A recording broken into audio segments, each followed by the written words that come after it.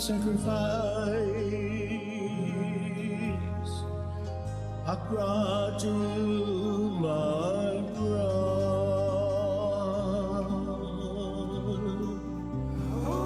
Did you hear my heart as it broke in two, while the angels cried, for your love I died, call on my bride.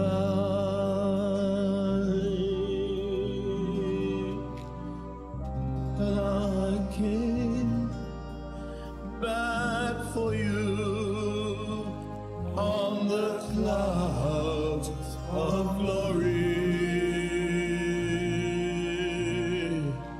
Well, I came back for you on the clouds of glory, on the clouds of glory. You know, I plead for you.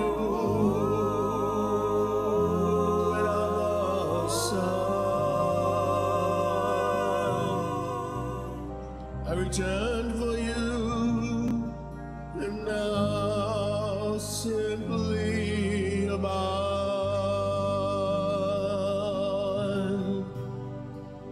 The hour came, I returned the same way I left.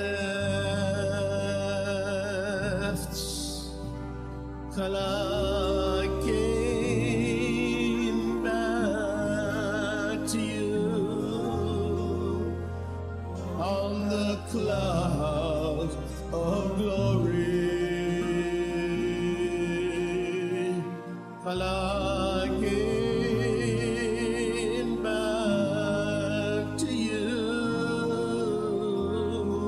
on the clouds of glory. So rest in my truth, my lovely, precious bride. All that remains is to simply abide. Oh, to simply abide. Till I came back to you, not according to man. Till I came back to you, not according to man. Till I came back to you, according to my plan, according to my plan, according to my plan. Thus says the Son of Man. Thus says the Son of Man.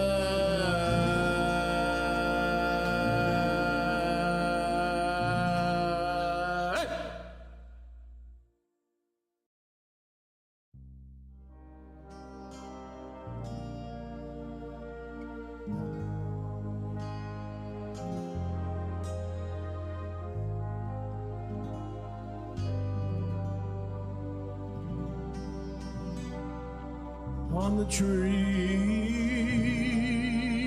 of sacrifice I cried to my God.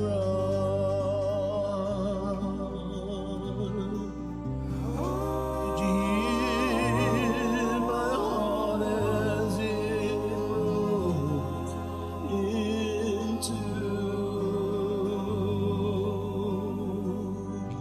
While the angels cried, for your love I died, Kalama pride.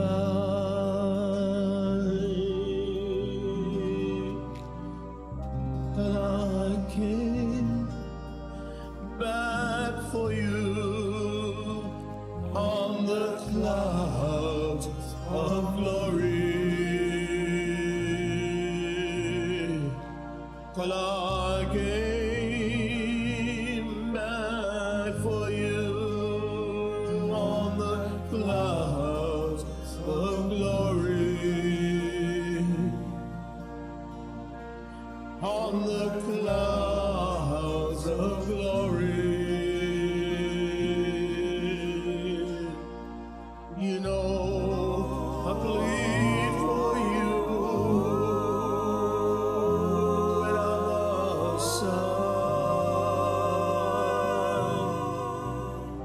I returned for you, and now simply a bond.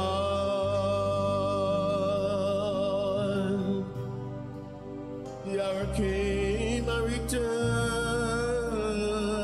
the same way I left. Till I came back to you on the clouds of glory. Till I came back to you on the clouds of glory. So rest in my truth, my lovely, precious bride. All that remains is to simply abide. Oh, to simply abide. Till I came back to you, not according to man. Till I came back to you, not according to man. Till I came back to you, according to my plan, according to my plan, according to my plan. Thus says the Son of Man. Thus says the Son of Man.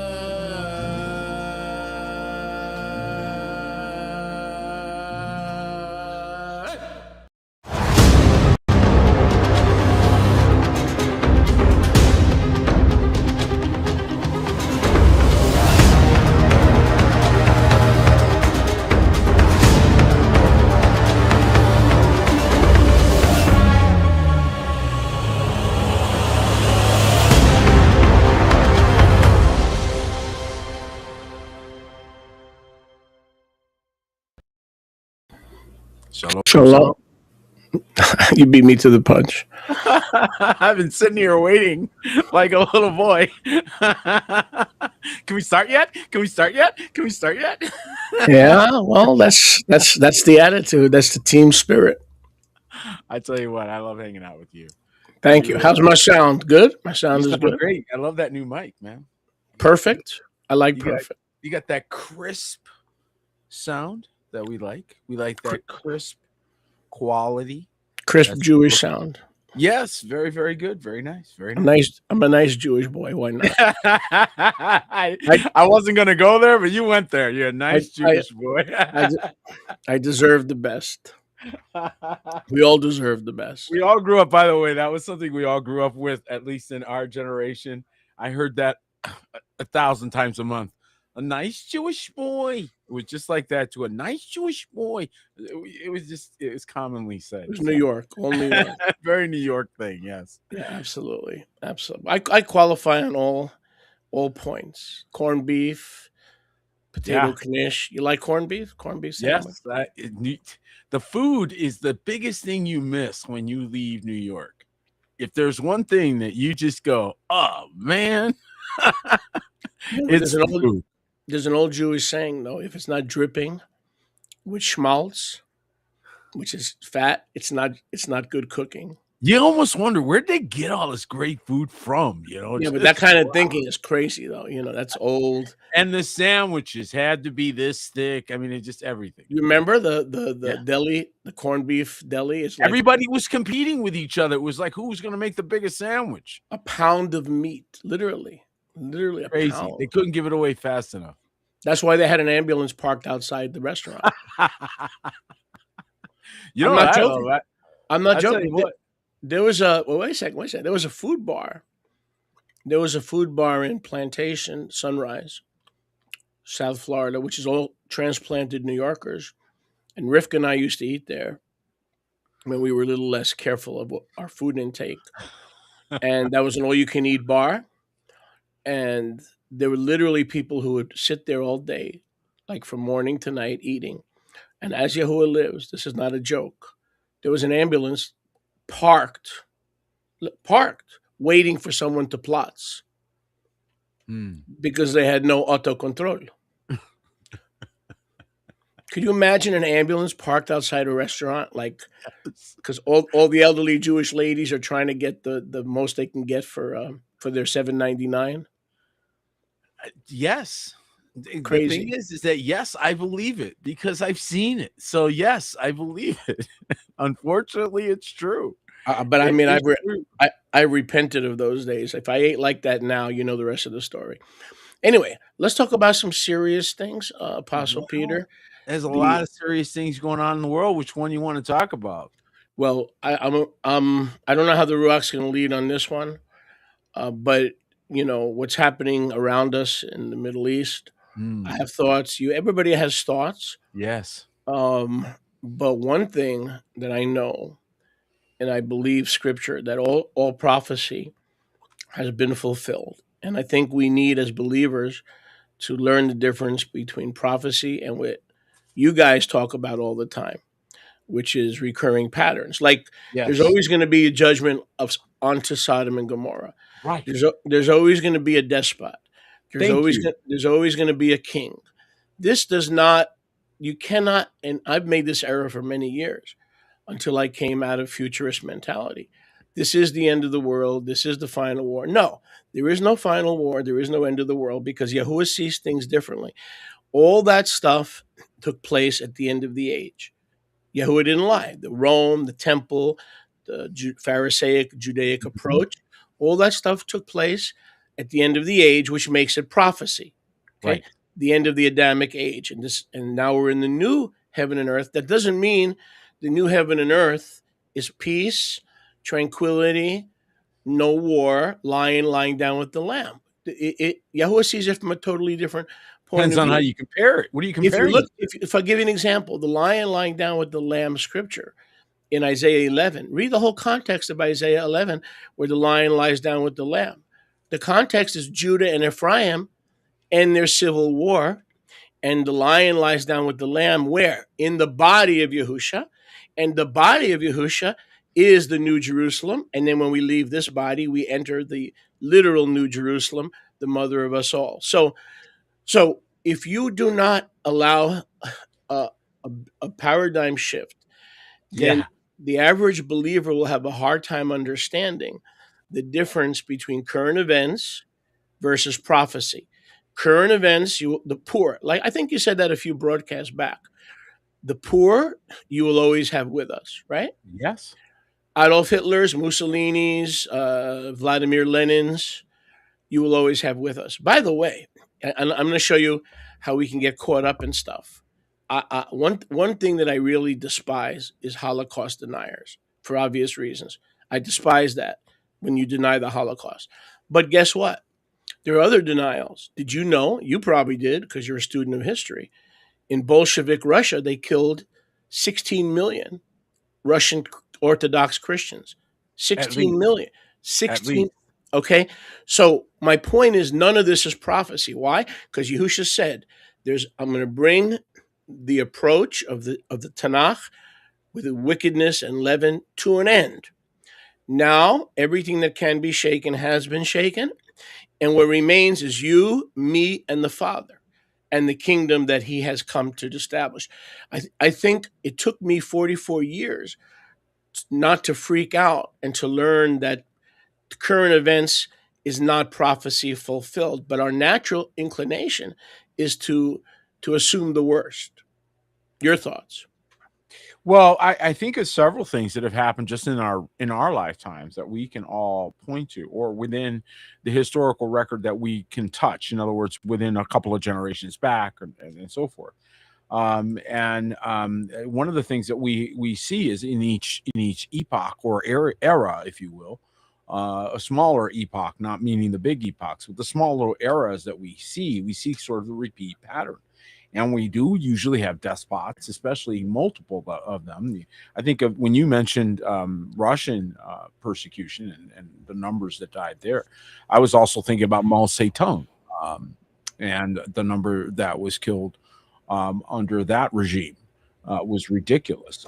Mussolini was another one that did horrific damage. How about all the I couldn't remember the names of the African leaders, but there were several that I remember as I was growing up hearing about, and just some of the I think Idi Amin or other names that came up during news and what have you about deaths and murders and so forth and so on. So when you start looking back over the historical record, what you see is in fact a repeat pattern. And just as the poor you will have with you always, and you can always do unto them good as you see fit, why will you always have them? Why did he declare that? That's something for you to think about. Part of our growth, part of our process. Yeah, because that's not something people think of as something that's going to be for continuous. They think that there's going to be an end to this. There's going to be an end when you put an end to it. There's going to be an end when you put it. That's why he said they're there for you to do good to them always. You could always solve that whenever you want. You can always do things about things whenever you want to. So those are there for every generation to deal with. And I believe that the notion, if I may complete this last thought, I believe that the notion that some generation remotely gets to skip. I mean, I'm just thinking from the standpoint of, going through 40 to 70 AD myself, like physically being there, going through the whole process.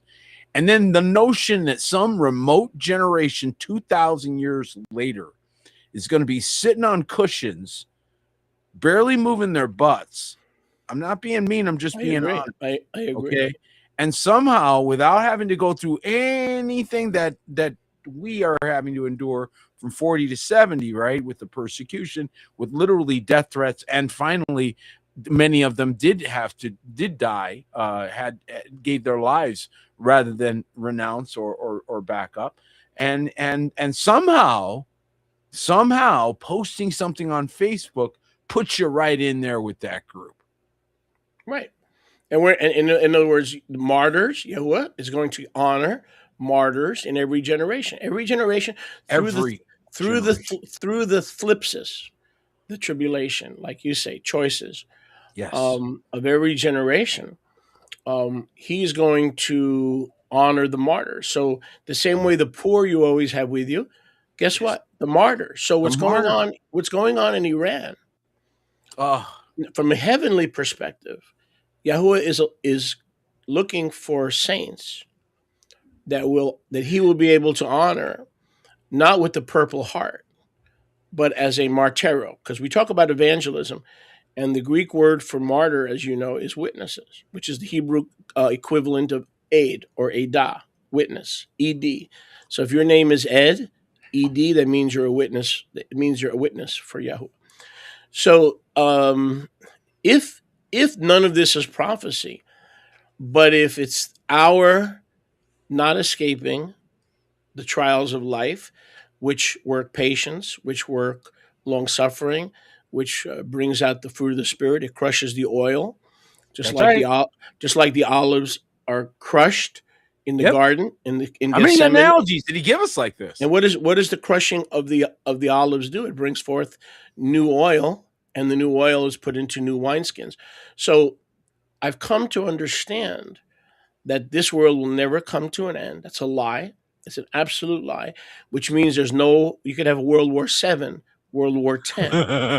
Armageddon was Armageddon, but that also brings World up War VII. another interesting point, which is if history repeats itself, right? And those who don't learn from it are condemned to be players and victims Doomed of to repeat history. it. That's right. Victims of history rather than conquerors through the process of thlipsis. Correct. If that's true, and it is, then I submit to you that our country, our beloved country, which I love, I believe everybody listening to this broadcast in one form or another is a patriot that's from the U.S. We love this country. Um, is like unto Rome. In other words, what I see, this aggression, okay, this aggression to do whatever Israel wants. Now, when we're talking about Israel, we're not talking about Peter Martinez. We're not talking about folks who love Yahuwah and are humble to be led by his ruach. I'm talking about political propagandists who how many countries have they attacked? 8. So if somebody has a water balloon in the corner, right? And the Israel Mossad finds out that they have a water balloon, that's a threat to Israel. So since that's a threat to Israel, they have to send the army to eradicate the person in the corner with a water balloon. You get my point? So there's paranoia, and then they suck us into their war. Who is it? This is not going to help us with universal health care. It's not going to help us with checking out at the grocery store, lowering prices. This is going to help only one client state. Yeah. It's only going to help one people, and I'm sorry. So, and I'll let you comment. I know you have a lot of comments, but the point is, these are the same people that the master Yahusha threw out in 70 A.D. Hello. So in other words, they came back, didn't they, Peter? These are the same people that were thrown out. They were did. So I love. Let me take this further because this is important. I have family in Israel. My father wanted to volunteer for the Tzvi, the Haganah, which is they call the IDF, but it actually is a different name in Hebrew. I don't remember it offhand. Tzvi, Leomi, Haganah, something like that. Tzahal. The acronym is Tzahal.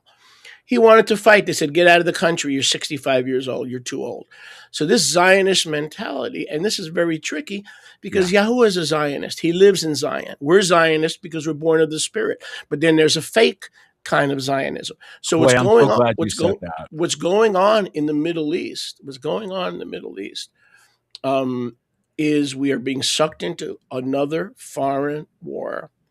And if it's their war, if it's Israel's war, let their boys and girls die. Why do our boys and girls have to die for Israel? We're sending them $350 billion a year.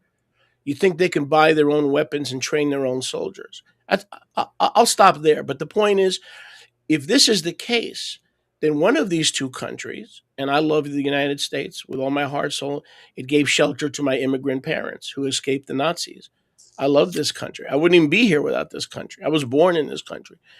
One of us is Rome. The United States is 70 AD Rome, or Israel in the Middle East is 70 AD. Because remember, there has to be a Rome. If history repeats itself, who is modern Rome? It's not the clown sitting on St. Peter's Square. Where is the nation of Rome today, or the spirit of Rome, that just start wars, conquer? We're always under. It's a persecution complex, and so we have to lash out. We don't wait till we're attacked. Oh no, we have to lash out. The fact that Iran can reach the shores of the United States with a ballistic missile, in this case intercontinental, it's a lie. It is a propaganda. It's propaganda. So I don't know what context this is, but I only approach it from a biblical context. A war should be fought in defense and not for client states. So to me, if you're right, and you are, and I'm right, and I am, and history repeats itself, then there has to be a Rome in this equation. Great, a lot of great observations. I wrote a few things down. Go ahead. First of all, one thing I want to mention really quickly is that we adopted many, many pagan beliefs and concepts without knowing it. So as you dissect backward, you're going to see infiltrations that occurred in other centuries, and we carried forward certain things in our beliefs, like Elysium and other ideas that came from pagan doctrines and beliefs, and they got mixed in because they were trying to assimilate those people into the Roman Catholic Church. So the way they did that was compromise, and that compromise got essentially codified, if you will, right? In many ways. So there's still people to this day that eat fish on Friday. So, just understand that this is part of what we're also dealing with as well. I just wanted to throw that out there so that everybody, as you're sort of examining things, you're going, where did this come from? Don't be surprised if you end up finding out certain things have some very nefarious origins. And that's because through the centuries, we've been under attack in an attempt to essentially continue to poison ourselves and pollute ourselves with that which is abominable. So just something for everyone to note. What are your thoughts about fighting a war for Israel? Okay, well, I want to get to that real quick. I'm getting to that. Or how does this benefit us? How does this war benefit us? So comparatively, historically, because I'm a historian and I love history, I love teaching history. The Pax Romana, of course, was a specific known peace that they put on the world. Of course, they did it at the edge of the sword. So again, the Pax Romanos, which you're talking about, the Roman peace, which was really basically peace under threat. So that was basically it. We did have an example of 250 years of the Pax Takugama, which was out of Japan. And the East was quite peaceful until it was essentially invaded. And then now since subsequently had supposedly the Pax Americana, which the Pax Americana looks an awful lot like the Pax Romano, because it basically is nonstop war. The Pax Romano was war every so many decades. It wasn't even a decade without war. I think maybe 2 at the most. And the United States is following the exact same pattern. They can't seem to go without, in 250 years of history, the United States can't go 20 years without a war. They have to feed the military-industrial complex. Have not gone 20 years without a war of some sort. If you go back all the way through, back to 1776, and just march forward, you're going to find a war within 20 years every time. Well, that's scary, because that tells you that there's a very powerful force that's operating in government as a cyclical force that keeps bringing us to these places. So that's something that you can't now look and pretend away. Once there's a pattern established, you've got no choice but to look at the pattern, and the pattern continues. Now, are we talking about the elite? Are we talking about Albert Pike theory? What are we talking about here? We're talking about the rhythms of the way the world works. And regardless of whether or not you buy the latest thing, which is the whole Albert Pike thing, That's the latest thing. In the 1800s, they had some other stuff going on.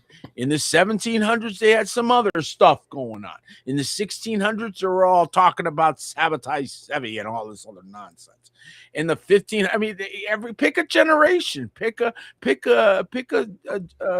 century, and I'll tell you crazies that were going on in that century that were literally world level events that people were affected by, and we historically know about, but experiencing it is different. And we're going to be the ones written about in 100 years, and they're going to go, wow, did they go loopy back then? You know, why? Oh, they believe this and they believe that, and 100 years went by, and all those people who thought any minute now are going to look like complete buffoons, as they do now.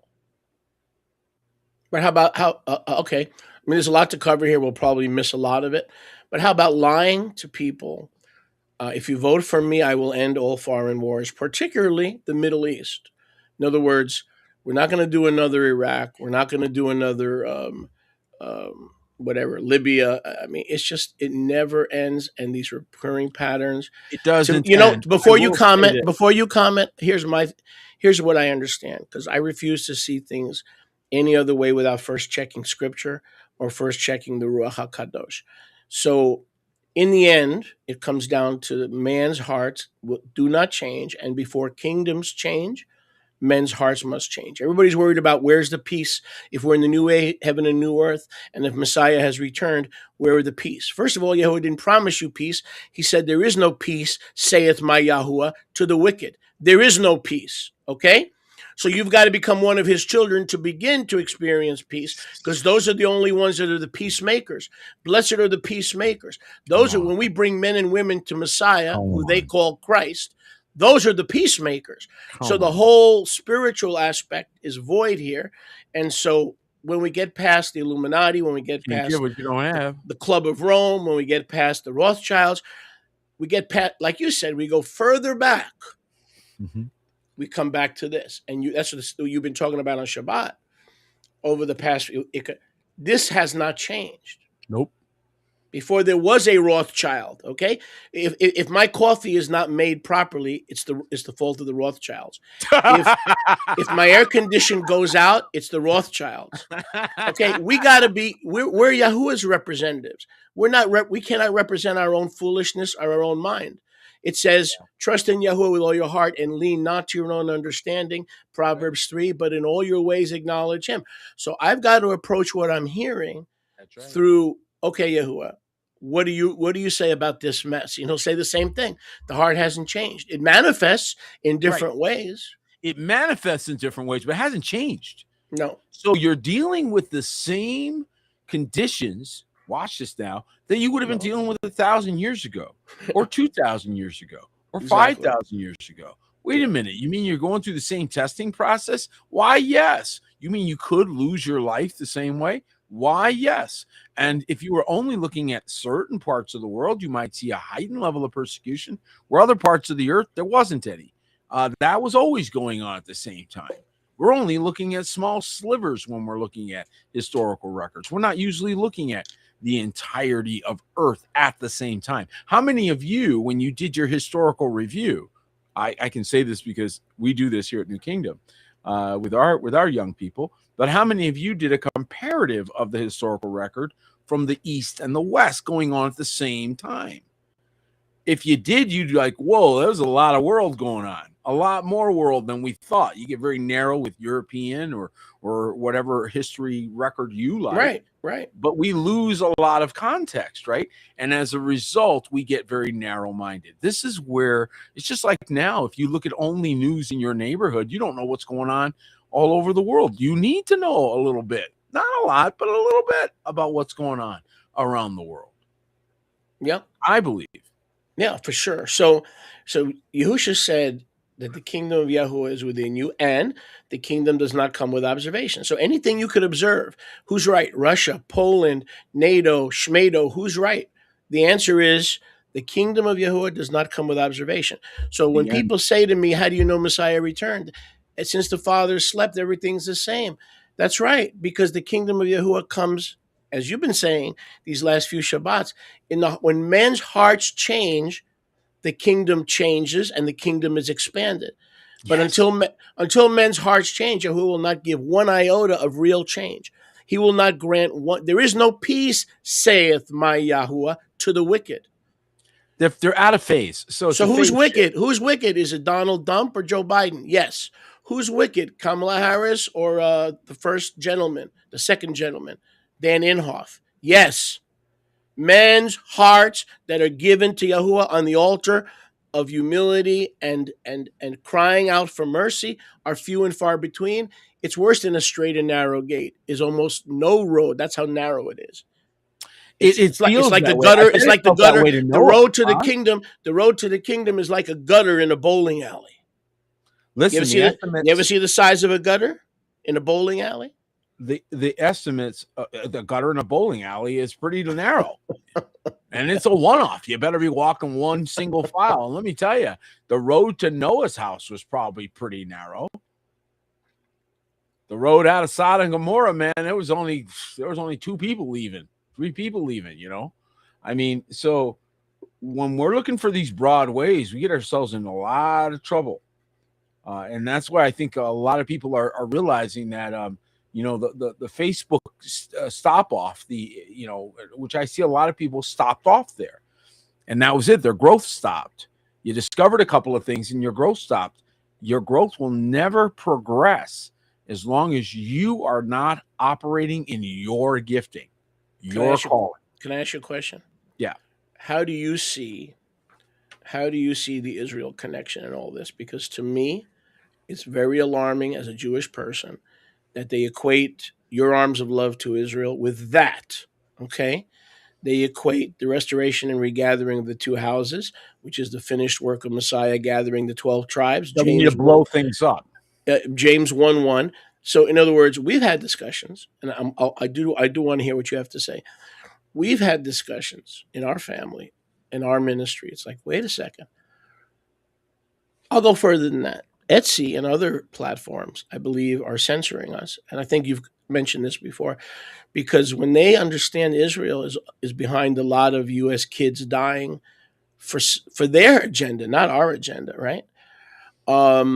They censor broadcasts and ministries with the name Israel. So we haven't changed anything, and we're not going to, but we have thought about, wait a second, let's consider, because we don't mind the persecution that comes for being Israel, but there is a certain amount of censorship, and it has a kind of like a ripple effect. So what is your thoughts, plain talk, as plain as we can talk, about modern day Israel and what they're doing and how they affect where we live and what's going on they're going on right now in the Middle East?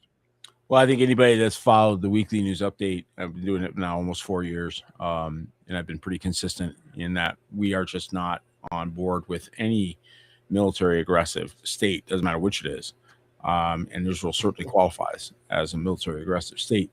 And then you add in the elements where they're adding in sort of this sort of overlay, like we have sort of the high ground.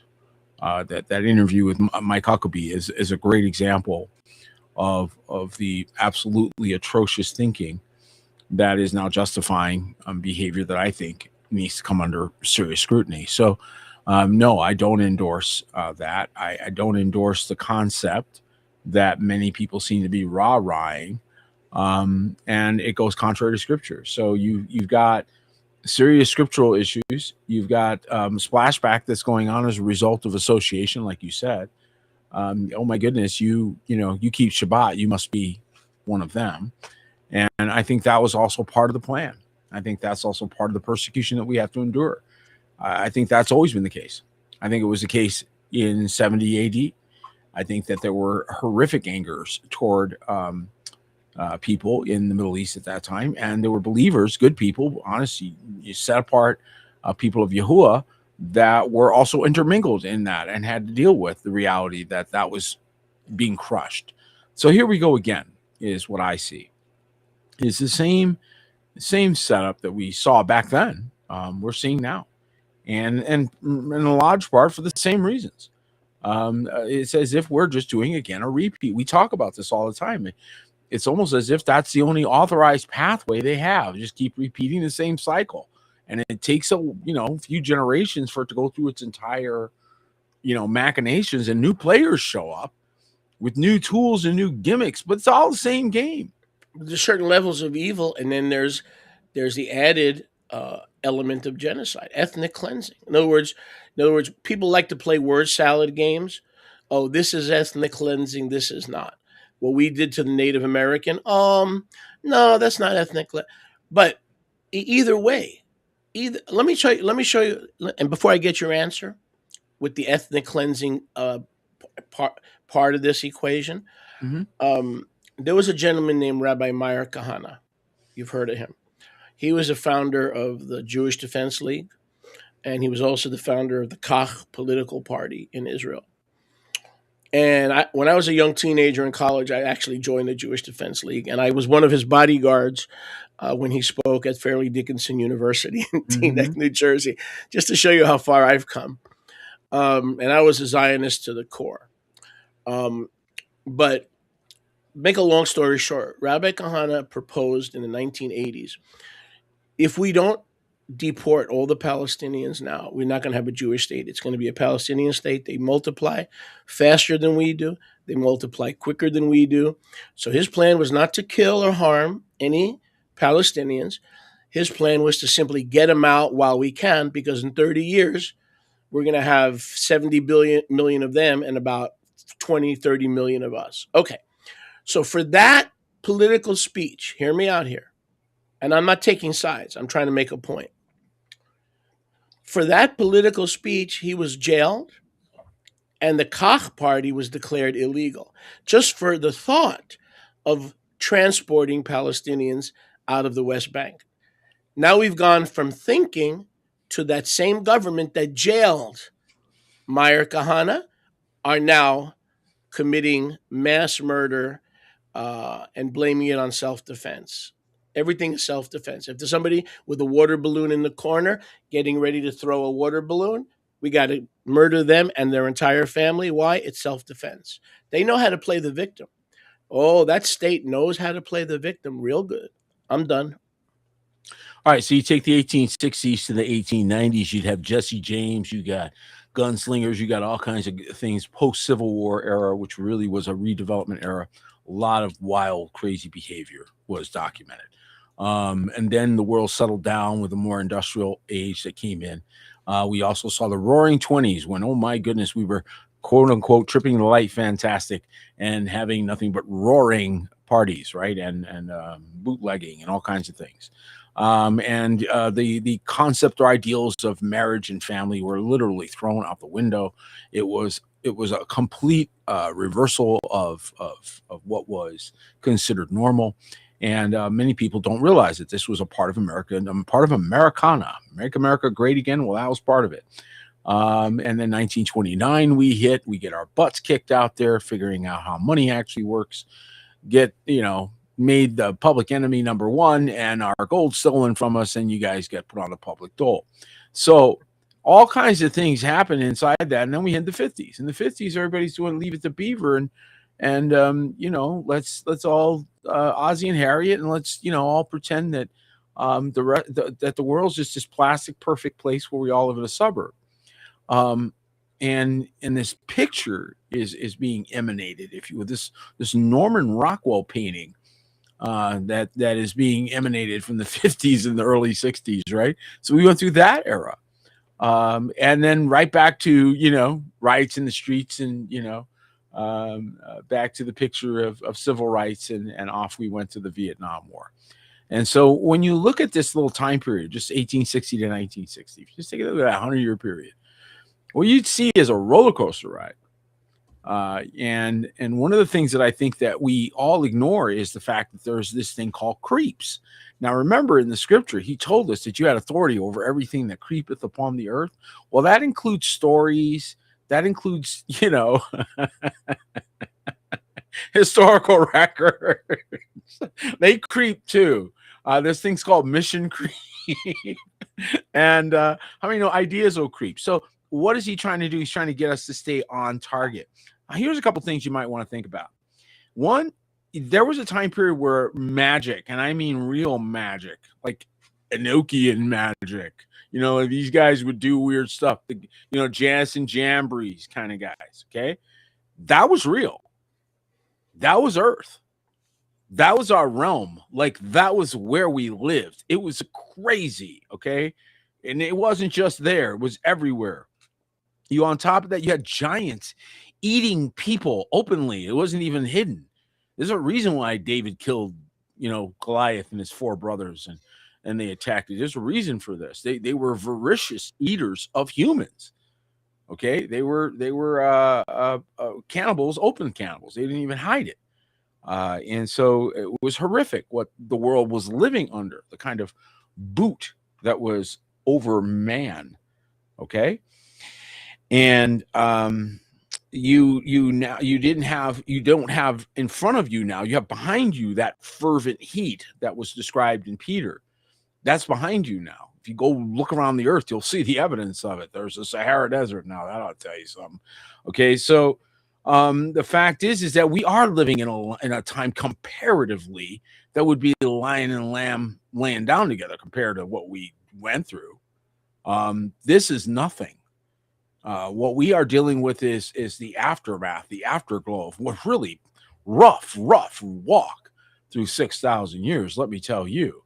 And so this right now seems to me like a whole lot of play acting, a whole lot of stage acting, and theatrics. But could you address the Israel connection? And so the Israel connection is part of that theatrics. This whole Greater Israel project, this whole concept that you kept. I mean, there's all kinds of objections to that. Are you kidding me? You're talking about affecting entire areas. Now, it'd be one thing if you won them over because you behaved so amazingly and they all fell in love with you and they all joined and that grew to that. That'd be one way to do it. But if you're talking about just sending tanks out, okay, and that's your plan, you're not Joshua, and this is not the invasion of the Canaanites. And I think trying to transpose that thinking process into modern events is a very dangerous thinking process that causes a lot of death. Well, how about this? The Greater Israel idea was actually a heavenly mandate to Joshua. Go and conquer all the land. When he failed to do that, I don't see any mulligans where Yahuwah said, now, 3,000 years in the future or 100,000 years in the future, when you have nukes and ballistic missiles. We're going to do it again. Try again. Try again, because that's my problem, guys. I am Yahuwah, and I love the gays, the lesbians, the trannies. I love the crooked politicians in Israel so much that I'm going to give you a do-over. And now I want you to swallow men, women, and children in Syria, Lebanon, everywhere you find them, because Joshua messed up, but I love you so much. And we are, that's our special ally. Wait a second. Now I'm going to go to something else. That's our special ally. So that's not Yahuwah talking. That's the Greater Israel, man's flesh talking. Now, Yahuwah, here's a question for you, or statement/question. Name me, and I listen. I have family in Israel, so all y'all shut up. I have family in Israel. I have cousins in Israel. I don't want anything bad for them. I love the people. I'm talking about the crooked, wicked, genocidal. I think we all can understand that, right? Apartheid. We all know apartheid government. And people. We understand. Wait a second. Let me ask you a question. Can you, as an American, forget this is our country as far as I'm concerned? Well, heaven's our real country, but that's right for now. So what other country, and I'm serious, this is a serious question, what other country have we gone to war with and for more than 3, 4, 5 times in our 250-year history? With or for? With or for? Great Britain. How many Um, times? well, at least 5 times. And who else? Well, besides Great Britain, probably nobody else. Israel. Israel's it. But then you could argue, are we talking about an extension of the same thing? But when we went to war with Great Britain, at least a few of those times, there was some national interest. Yes. What is the national interest in doing what we're doing now? In other words, I don't know. What is the interest? That one.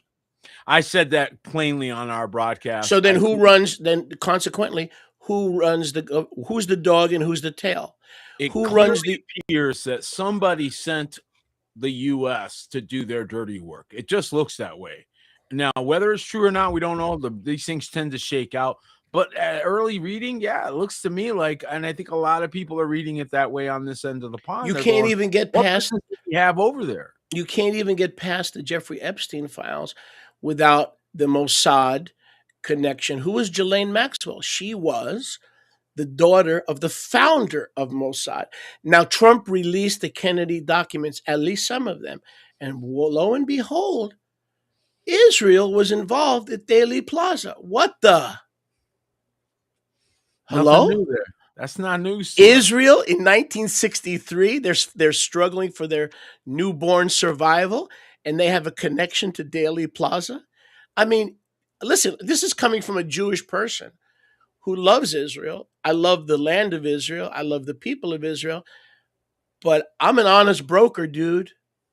Yeah, no, but that was a generation ago too. You know, we got to be careful with bringing forward from 1963.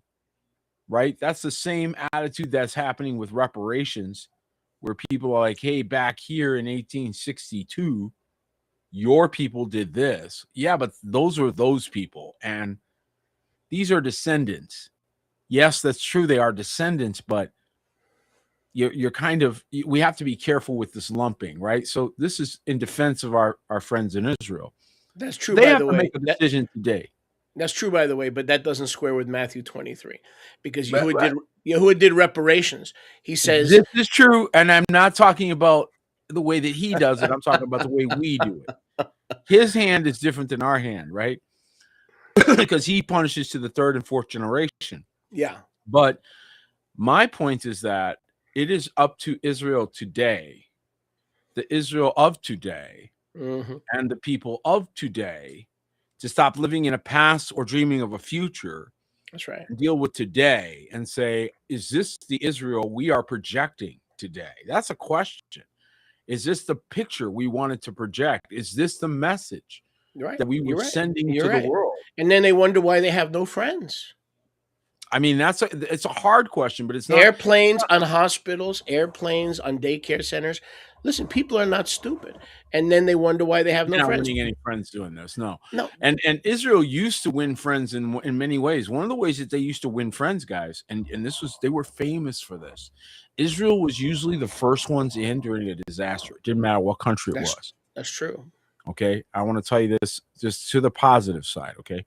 Israel, first ones in when there was a disaster. What years? Excuse me. What years were that? 60s? Okay. Well, no, I'm asking. The 70s. I was going to say, in my recollection, between the 70s and the early 2000s, this stayed the norm. Okay, and then it shifted, but which we can talk about why. But the fact is that for a long time, if this was standard policy, if there was an emergency in the earth, the Israelis were very fast to respond. If there were problems being solved, there were, very solution-oriented people. So we love this, and we want to encourage that, right? We want to celebrate the beautiful people that are there, because they have amazing brilliance and they're geniuses, and there's so many positives that are just there. But you can't take positives and say that wipes out everything else. No, it doesn't. It creates a balance. It creates a discussion, but the fact is that there are no super people. There's no super entitlement. And the concept of super entitlement is exactly the reason why we have wars. Anytime people start beginning to believe that the blue team is better than the red team, or the red team is better than the blue team, it doesn't matter who the blue or the red team are anymore now, because now we're going to have bloodshed. This is going back to the same tree of the knowledge of good and evil. You're the good guy. I'm the bad guy. I'm right. You're wrong. Good, evil. Only Yahuwah can wield that tree. If we all pursue wisdom, all wars stop. Selah. So the concept of the greater Israel is not scriptural because Yahuwah gave us a chance and he gave the commission to a single individual in the Amen. days of Joshua, but Amen. not to David Ben Gurion, No, not to Ehud Barak, no. not to Naphtali Bennett. They have no right to pillage, to steal, to rape, to commit genocide, to try to fulfill biblical prophecy. See, that's the problem with people who No, but you believe. got to admit, it's a great But PR wait. campaign. But that's the problem with people who believe that they can take a hand in fulfilling biblical prophecy, Yes. or that prophecy is being fulfilled today. If Yahusha didn't lie to us in Luke 21 verses 21 and 22, that all that is written was fulfilled in the first century. Therefore, what we see today is pattern, which Pattern. that confirms everything you've taught from Portal, Arizona. It's not prophecy. But if you think it's prophecy, like the leadership of Zionist Israel does, you're going to take matters into your own hand and force death, force darkness, force suffering, force displacement, because Mhm. every clown involved with that political theater believes they're fulfilling prophecy. Well, sure, Peter, because that's the danger of futurism. That's it the is a danger. danger of futurism. Not knowing that you're hearing original sound versus echo is a big deal. One more time. Not knowing if you're hearing original sound versus echo is a big deal. Okay. So what you're seeing now is the echo, the residual continuous pattern that was established and conquered by Yahuwah in the earth. And now he's letting you see it firsthand. So you get to see it in your lifetime, just like they got to see it in their lifetime. And yes, he will defeat the enemy. Yes, he will reign. Yes, he will conquer them. He always does. But he's dramatic about it. There's always the drama. You got to go through the dramatic part. Why? Because this is a full body experience, in case you haven't figured this out. He wants you completely involved. It's called all in or all out. There's a reason for this. This entire experience in this bowl, the 7-continent bowl you're living in, okay? The reason for it, it's called the threshing floor. It's meant to see who is and who isn't. Some people are nothing but non-player characters. They're only here to be fluffing, stuffing around you. He says so. He makes it clear. He says, some people I only made just for judgment. Troublemakers. Just for that. Why? Why are you coloring the world with this? I want to put my children through a gauntlet. Professional troublemakers. We have to go through a gauntlet of tribulation through much what? Tribulation do you enter the kingdom, which, by the way, cometh not with observation. So again, this echo is meant to tell you the flesh is not the answer. Talking about the longer you keep looking at flesh, you're going to keep getting deceived. Go ahead. Talking about the echo. When did we first hear the echo that Iran is 1 week away, 1 year away? Oh, 1990 something. 6 months away from a nuclear weapon. That was when? The chart. Remember the charts at the UN? Those go back to the 1990s, guys. That was Iraq. But how many years has Benjamin not belonged to Yahoo? Been warning us that Iran is 1 week. Watch this. 1 week. No, wait a second. 1 month. No. Wait. 1 year, and we better act now to do Israel's bidding. It's because if we're real friends, we can't let them down because Iraq is months away. Do you realize 45 years later they still have no nuclear weapons? Not only that, but something else, guys. Just you're hitting Israel pretty hard, and maybe they deserve it. They do. They weren't. I'm not some non-participant. I have family there. Everybody, shut up.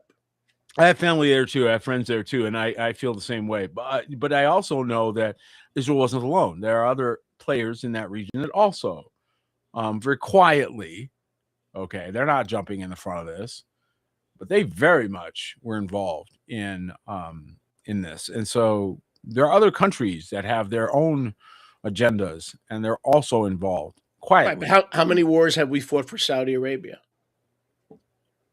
I don't know. Depends on how you look at How many which war are you talking about? Both wars? how many wars has the government of Lebanon convinced us to fight for them?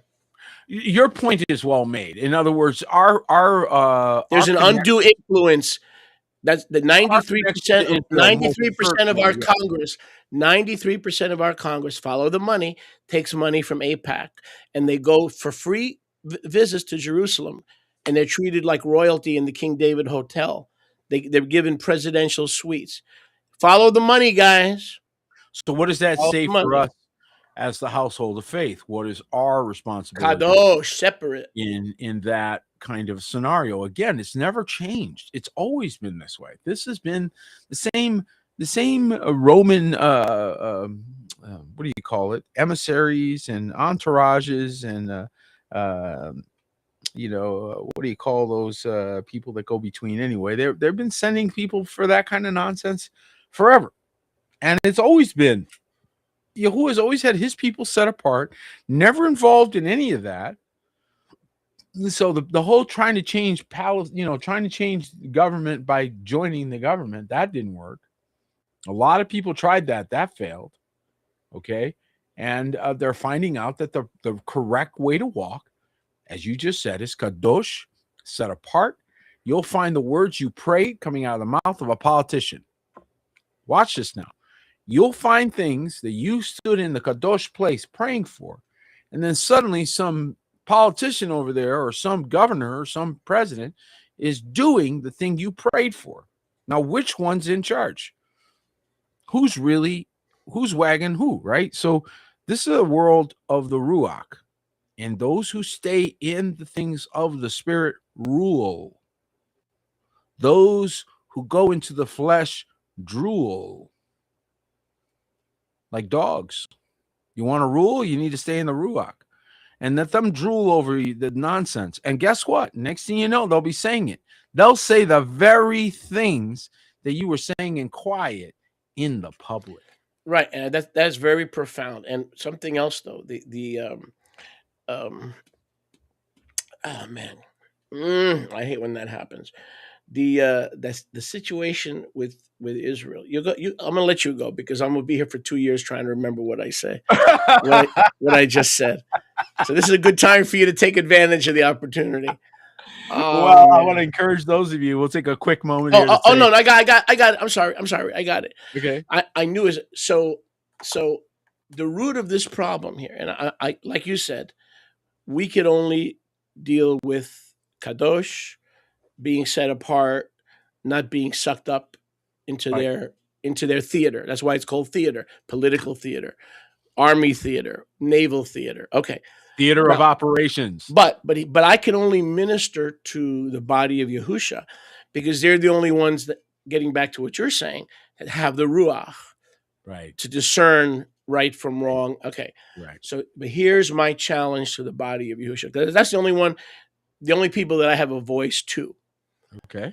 This is what happens when you do not learn the difference between trusting the word and prophecy fulfilled by the end of the first century when the temple was destroyed, the end of the old heaven and earth, versus patterns. What we're seeing now, as Peter says like 10 million times, in patterns to get you to understand patterns. Because all these players believe that they are creating prophecy. Gog and Magog. Gog and Magog. It's happening now. Antichrist. When? Right now. It's all some pretty low. What about the false prophet? Well, let's see if who's going to play false prophet? Who do we got? If Iran attacks the United States, let's find the false prophet. See, so this 70 AD stuff is not just a hobby horse. It will train you. It will train you to stop calling patterns, thinking that we can create prophecy. We cannot create man. We cannot create woman. We cannot create the Garden of Eden.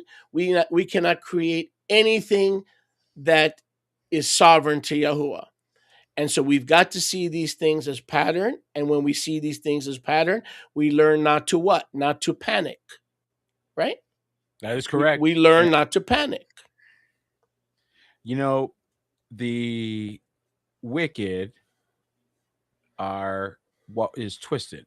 So the word wick or wicked comes from the same place and means it's essentially a twisting. So fear is a twist of faith. It's faith in your enemy's ability to hurt you more than your king's ability to save you. That's what fear is. So wicked is the twisting of the word. It's what our enemy does. You just twist the word. Hath Yahuwah really said, right? Constantly twist the word, right? Okay, so what do? We spend all this time kind of untwisting things. What are you guys finding out? We got to untwist this thing. And what do we find out? Oh, my goodness, we were lied to. No kidding. Like wipe that silly look off your face. So now read this verse again. The wicked are destroyed by the brightness of the king's coming. So what is he saying? It's code. It's a statement that you have to decode. Wicked is twisted thinking. And when the brightness, intelligence concerning the king's coming hits your little puny brain, you're going to unscramble a few things. The end. Perfect. So like literal coming, believing in his literal coming. Yes, with the timestamp that he put himself under constraint to show you that he can predict the future, not we can. Will free you. That brightness will now overcome the recurring patterns that are meant to shake you and bake you. But we have a kingdom that came in 70 AD. We have a kingdom that cannot be shaken. That's right. Once you come to conclusion on it, once you realize, okay, this entire thing is the full duty of man. This is all about the full duty of man. Okay, well, I got that. Well, then walk in it. Well, then you're done. The tribulation period is over for you. One more time. The tribulation period is over for you. Doesn't mean you will not have persecution. Different word. You might have persecution because your tribulation period is over. Huh? Correct. Yep. Because you are no longer in thalipsis, tossed to and fro by every wind of doctrine, and the wicked have been removed by the brightness of the king's coming. You are now sitting in a shalom that might actually get you killed. That's beautiful. Yeah. In other words, that's beautiful. And in other words, now that you know Yahushua kept his promise, you have the patience and the endurance to go through thalipsis. Yep. And then to be strong and courageous. Yep. I.e., stand, having done all to stand some more. In other words, thalipsis is a repeating pattern. Roman control is a repeating pattern. Yep. But as you said, and so beautifully, we don't get to sit on the couch. So it's not that Yahushua didn't come, just the opposite. The brightness of the king's coming now gives us purpose and destiny and legacy to go through the maturing process. That's exactly correct. Right. And you just said it perfectly. So it is like getting a note telling you that the apartment that you're living in was never your inheritance. And that anytime you want to, there's 50 acres over here that you can go build on. And you're like, what? Well, your dimensions just changed. Your whole experience in this life just changed by that one notice you got in the mail telling you, what did I inherit? I got what now?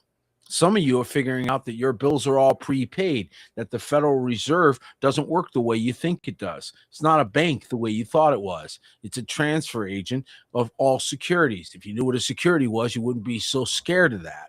But because they didn't educate you that way, instead they educated you to keep you outside with ignorance. What did he tell you? My people perish for lack of knowledge. What happens when you get the right knowledge? Suddenly things are a little easier for you.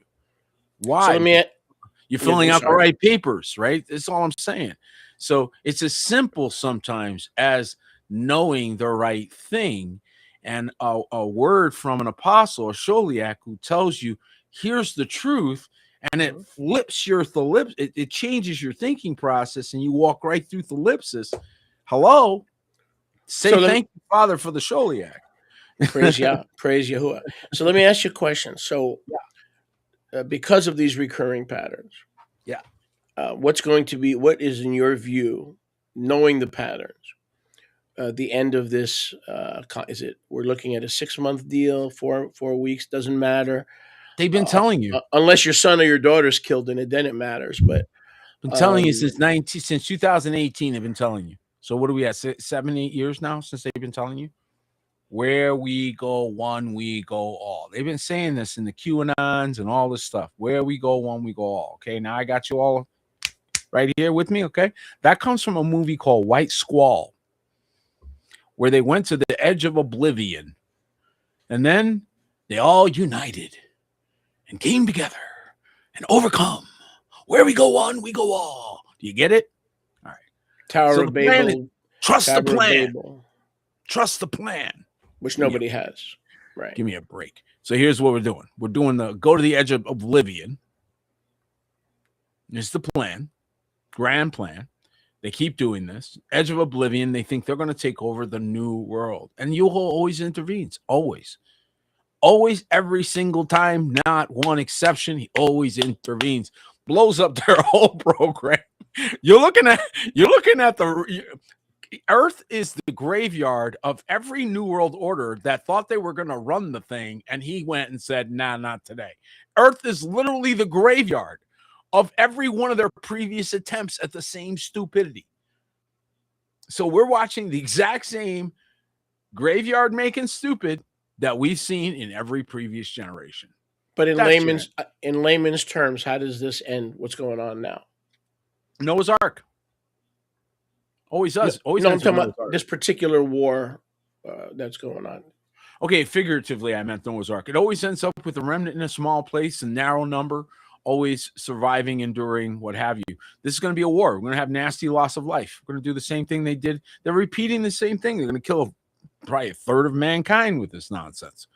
They're not done. They don't have the bloodthirst is not out of them. But you don't see a prolonged war, right? That's going on now. They're trying to avoid it. I think one thing that I saw in the actions of the Trump administration in the surgical strikes, this is 2 times that I've watched this now. So they're definitely sending a message. So now they've removed Maduro. They did not blow up Venezuela. They removed Maduro. That's interesting. With the expectation that the Venezuelan people would do the rest of the work. So they're kind of waiting for that now. They've now done the same thing with the Ayatollah, right? So that's 2 leaders that they have either eliminated or arrested. And then once again, expecting the people. So much the message. Oh, Iran, rise up and take back your country, right?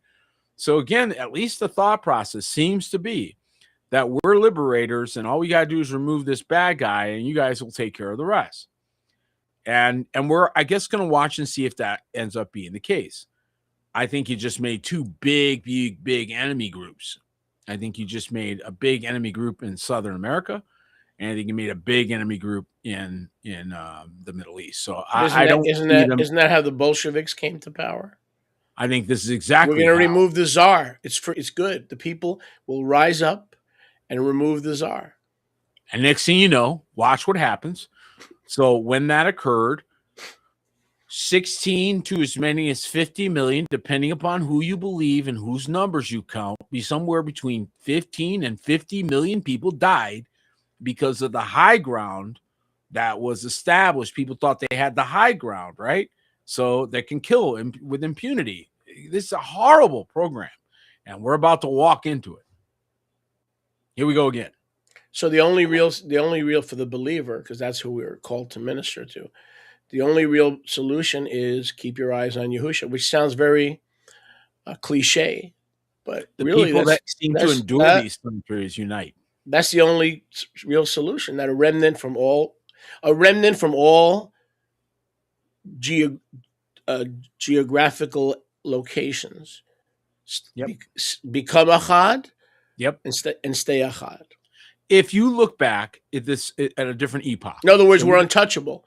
Yep. In other words, as long as you and I keep Pesach together, as long as you and I keep Shavuot together, as long as you have one faith, one master, one baptism, one Father of all, above all, and in us all, Ephesians 4:4, this stuff can't touch us. And if we're required to bleed out for being different, that's fine. We have immediate honor and graduation. So it's a win-win It is, but by you can not see being why so caught up. few do it. By not being part of the remnant means learning how not to be caught up. That's right. Like when the news broke on Saturday, just as I was about to go to bed at 2:30 in the friggin' morning, just as I was about to go to bed and get some sleep, which I'm already struggling for sleep, we all are. This thing breaks out. So right there, I determined. Right there, I said, this thing, I'm not gonna. I'll put it on to see more or less what's happening, and then I'm gonna shut it off. I'm not gonna watch it again till another half hour Sunday morning. No, I'm not going to let this. I am the remnant. That's This right. is not an excuse for me to get all fablungent or all as a word you've heard that in New York, famished, fablungent, anxiety. I've got to run for lithium. I've got to run to my psychiatrist to calm my nerves. I refuse. As the remnant, let them do their stupid theater, political theater, naval theater, all that theater, and it's Yahuwah's testing you and I to see, and I mean this humbly, to see if we're worthy to lead His people. Because if I'm Well, if I'm preoccupied with that, I'm not worthy to lead His people. I do think that you're making so many good points. I don't even know where to address them. But what comes to my mind though, and the thing that I would warn the people about, is that the United States of America has been a giant testing ground. All you have to do is take a look at the different ingredients in the food in the United States versus food in other countries, and you will see it for yourself. You don't need us to tell you that. That's just common sense. Okay. European imperial thinking has made the United States basically testing ground for all kinds of things. And there's also the belief among certain people that there are too many people on earth. So they're using Bible prophecy, they're using various things to accomplish some of their own agendas. Doesn't Population make any control. difference why it happens. The fact is it's going to happen, or it's happening. And mass loss of life has already been increasing. We saw the persecution level, which used to be 100,000 lives a year. That's the number it used to be. If you do the math, that's one person every 5 minutes who loses their life. Okay, under persecution, that number is now 300,000 per year.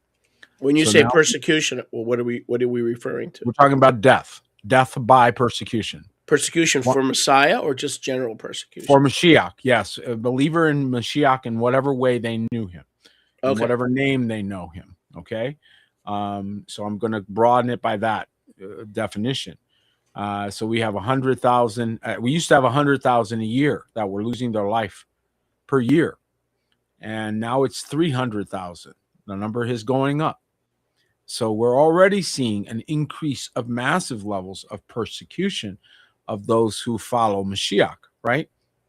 You're also seeing massive levels of infiltration of everything from New Age to occult practices that infiltrated from the inside. So you have outside attack and internal attack. All of this is coordinated. So one of the things that we're seeing, again, we've seen this in every era, was a contamination of the true, while at the same time bringing in their superimposed state or dominion. And in between is the crushed remnant that has to find the narrow path through, find Noah's Ark, find, the caves to go to, whatever it is that Yahuwah does in that era that takes those people to a way of escape. It's never easy. It's always been difficult. And this is why we encourage everyone to find their fold, get into Shabbat, and get into Pesach, get into gathering together with your brethren, because it's not just about, bake sales and friends. It may be literally life and death. I'm going to tell you right now, people in Iran, You're right. the remnant in Iran, they're counting on each other right now for food, for all kinds of things. They're living differently now, right now, this minute, because their country is in a different state. So that could happen anywhere. When we see stuff like this, like we see now in the Middle East, it is Yahuwah reinforcing that there are certain cities of refuge where His Kadosh name and His altar is. Not just assembly. No, it's more than assembly. These are the ordained cities of refuge to keep our heart and mind stayed upon him. Isaiah I do 20, believe that there are places of Isaiah refuge. 26:3. Perfect peace Mhm. has him whose mind is stayed upon him. So the challenge for us in these kind of times where the world is literally coming apart from anxiety and fear, that we have these cities of refuge. So like New Kingdom in Arizona is That's not right. just, oh, it's Peter and Mindy's group. No, it's a city of refuge. And we see it. Maybe not right now. Maybe there's nobody cares, right? Because you're all comfy and good. Let a few things blow up, and we'll talk again. They're We're blowing up being set now. up, folks. It's a setup from the get up. I went around this country in 1999, delivered a word to 40 cities with a jar of brimstone. I stunk like brimstone. 40 cities. Couldn't do it today. They'd never let me through the airports. A jar this big, a big mayonnaise jar full of brimstone, just to talk about the word he gave me for this nation. 20 years later, we end up with COVID. We end up with the judgments beginning to fall. This nation is struggling to survive. It's on life support. And And it's on and top of that, we're it's and taking on fights it doesn't belong in. it's getting worse is because our special ally. We have a special. We don't just have an ally. Fucking what's left of We life, have a buddy. special ally, the modern state of Theodore Herzl, Israel. They're so special that we're willing to do whatever they tell us to do, whenever they tell us to do it, regardless of the benefits to the good old US of A. We have a special ally. Oh, not just a friend. No, we have and we got to funnel $350 billion a year. Well, while I just had a couple go to the emergency room, okay, listen to me, and they got a bill for $24,000. They were there for 1 day, 2 days. When are you going to fix that, Mr. President and Mrs. President? No, I can't. not until we take care of our special friend. First, we got to take care of our special friend. If they were to, one of the things that I think people found out, especially those that went into government with idealism in their minds, I think about Bongino and all these people, and they end up leaving, and Taylor Green and all these people with these. Listen, you're trying to turn a machinery that wasn't meant to be run efficiently. It wasn't built that way. It was built to rob. It was built to steal. It was built to destroy. You would have to rebuild completely, and not on founded buildings. Just saying. You'd have to start all over again, and maybe that's the best thing that America finally comes to, is that we can't fix this broken idea. We need to bring together a new one. Maybe that's where we're really headed, but the road there will be a difficult one. So the lives that are at stake from the east of the Mississippi, 80% of America's population lives east of the Mississippi River. 80%. That makes an awful big target. And so I do believe that we're going to see loss of life. I think this is a very dangerous time period for everybody. This is, again, a premium. Once again, a premium is being put on your fold. What a shock. Okay, A premium is being put on being united with the household of faith. Before we move on to something else, Benjamin Netanyahu, not from Yahoo, visited the United States from January until the end of February 7 times that we know. Now, this is what we know. Let's assume between 7 and 8. Come on, Peter. We are moving on his behest.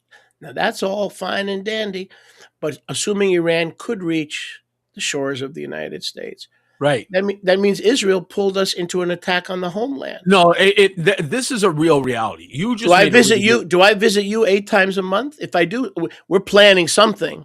If I'm visiting you 8 times a month, I'm planning. You and I are planning something. Mm-hmm. Mm-hmm. Mm-hmm. That's right. So this is a big reality that we're now facing. I think a lot of red hat wearing people put their red hats down.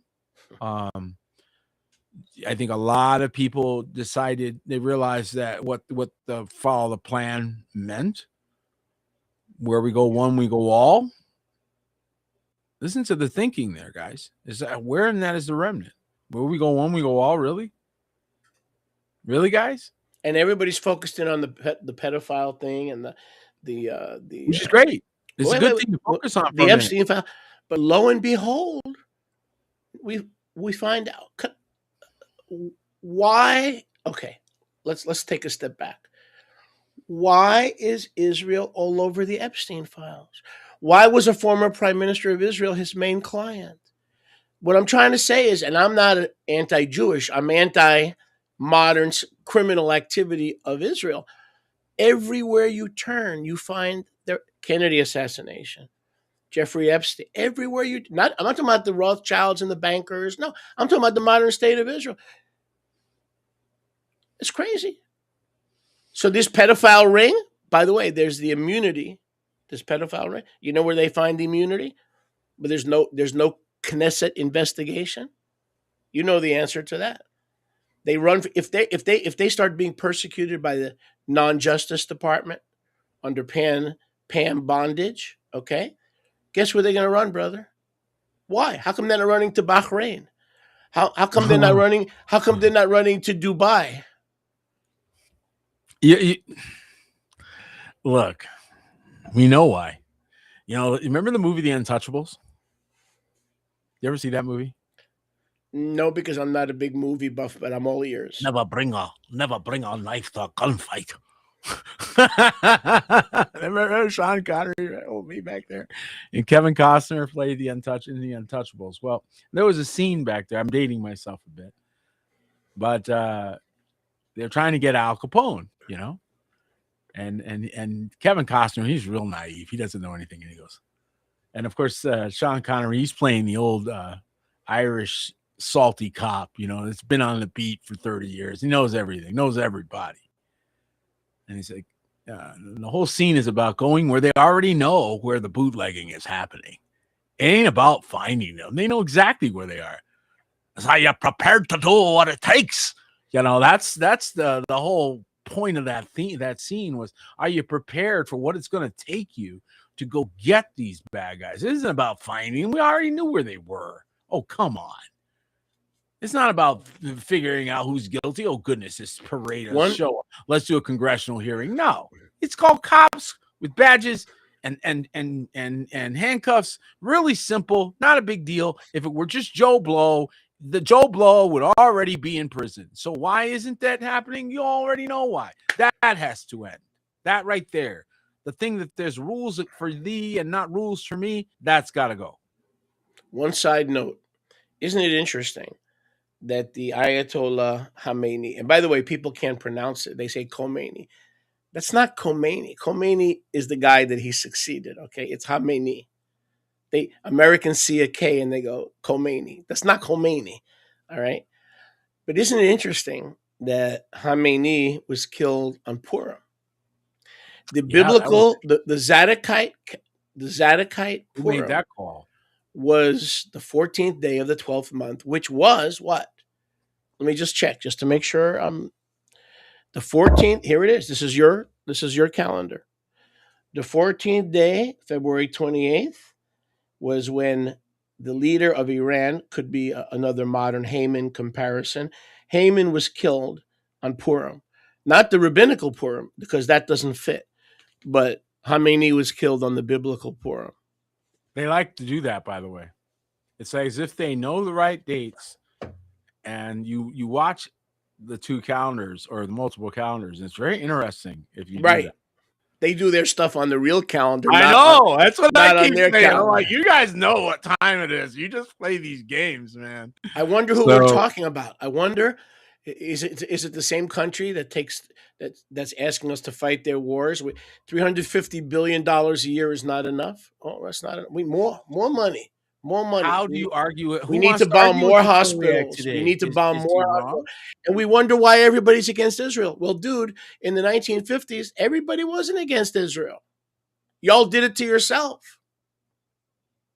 I definitely think that that you're pointing at something that a lot of Americans today are now asking again. And it's, again, not about having special relationships or allies. It's about, are we over our skis? have we gone too far? I think the answer is a definite yes, in my opinion. So I do believe that we need to prayerfully start to pull hard on all of these things that we're seeing. And this is where the real power is, guys. It's not protesting, it's not writing letters. The real power is in the Ruach. I want to remind you that we do have Peter, Passover coming up. Peter, one thing. How do you feel about a country where abortion is fully legal? They're fully legal. In this country, it's state by state. Okay, in that country, Israel, is fully legal. Matter Well, of fact, Israel is the one government state, the government can force you to get an abortion. By the way, if you don't right? abide, the government can force you. It is fully legal, and they can force you to get an abortion. We are very pro-life, so we don't agree with any of that. So I mean that came from the Nephilim, so that's an And easy. and as uncomfortable it is, and I know you want to move on to Pesach, as uncomfortable as it is, Tucker Carlson and others are bringing up a point. Okay, Jews, Muslims, okay, we get it. What about the Palestinian Christians? Do you know they are our brothers and sisters in the Messiah? That's right. How Do you come know they don't count? how come they don't count? Do you know how they're mistreated? Ooh, they get it from all sides. They get it from the Muslims and they get it from the Jews. What about the Palestinian Christians? And no matter what you think of Tucker Carlson, the man Yeah. brought it out. And by the way, in that you mentioned the Mike Huckabee interview, they caught him in his own craftiness. You know what he actually said? He said the Jews basically are saved by Moses and the Gentiles are saved by Christ. We know that as John Hagee type dual covenant theology, meaning Yahweh didn't love the world, he loved the Gentile part of the world because all the Jews get saved by believing in Moses' Torah. See, you notice Huckabee let that slip. So we found out now that he's not an evangelical as we think of Messiah as the I only told way. you, so much infiltration into the doctrines, so many things that through the centuries they did not see. There's a reason why there was a 95 Theses nailed to the Wittenberg Church. There's a reason why there's been pushback through centuries, because they constantly keep pushing things that when you really dig, they're wrong. And there should have been 9,500 Theses to nail to the Wittenberg Church. Okay, Really, so, really, so you're right.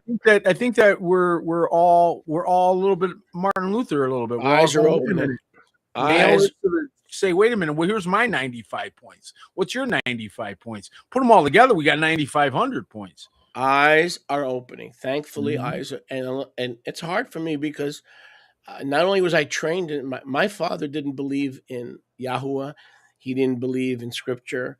He was a traditional Jew, but the tradition he would kill you. He would take your eyes out for Jewish tradition. He loved everything, so it's hard for me to come against what I was trained. But this is part of the work of the Spirit. You think I like talking about Israel, the state, the modern state? I have relatives there. I was brought up to love that country, but as a believer, I've got to yes, the PLO and the Popular Front for the Liberation of Palestine and the all the yes, they're murderers, but so are my people. And only with the eyes of the Spirit do you have the compulsion to be an equitable broker and not rely on bloodline theology to form your position. Well, you raise a really good point. I think Koreans are looking at their people. I think Chinese are looking at their people. I think the Japanese are looking at their people. Mexicans right now are looking at their people. I think Americans right now are going, hey, some of our people need our act together. I think all of us need to do a review. There's a bunch of Australians right now going, our people are the ones that locked us in and did some of this to us.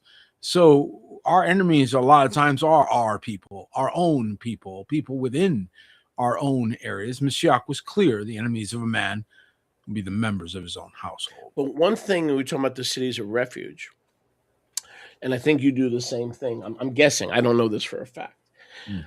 When our people get together in the city of refuge, like Shabbat, we don't talk about politics. We don't talk about, the Palestinians, Israel. No, that's Kadosh. The day is Kadosh. If it comes up, I or one of my members, we have a quick shift mode. We say, "How about them Cowboys?" Like, the Dallas Cowboys. Whenever it gets into politics, because it's the Shabbat, it's Kadosh, and this is a city of refuge. So for Monday morning is one thing, but this conversation would not take place in the gates on Shabbat or on the Moadim, because somebody will say, "Change of subject." How about the Cowboys? It's a joke. It's kind of like a little joke. So when the conversation is getting where it shouldn't, we go, "Hey, how about them Cowboys?" I agree with that. We use Shabbat as a real catch up time.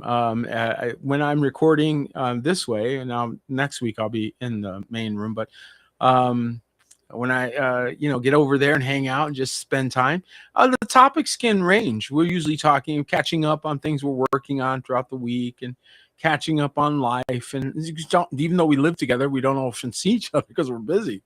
So that's a big part of Shabbat, is reconnecting and remembering why we're working together, what the together is about.